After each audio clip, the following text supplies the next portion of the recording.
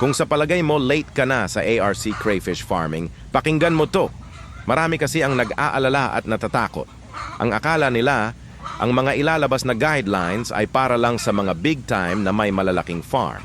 Iniisip ng iba, bawal na ang backyard setup o kaya ay huli na ang lahat para sa mga maliliit na growers. Pero teka lang, mali ang akala nyo. Hindi kayo late at lalong hindi kayo nakalimutan. Ang totoo, hindi pa naman final ang lahat ng guidelines. At ang magandang balita, kasama sa plano ng BFAR ang suporta at regulasyon para mismo sa mga small scale at backyard farmers na tulad mo. Ibig sabihin, may puwang ka pa rin sa industriyang ito. Pwedeng-pwede ka pa rin mag-alaga sa iyong styrobox, drum, o maliit na trapal pond. Ang mahalaga lang ay matuto tayong sumunod sa tamang biosecurity para maging responsable at ligtas ang negosyo natin. Sayang naman kung aatras ka ngayon, lalo na't napakalaki pa rin ang demand at kita sa freshwater lobster na ito.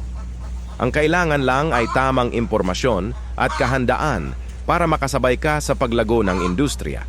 Kaya huwag kang panghinaan ng loob. Hindi ka late.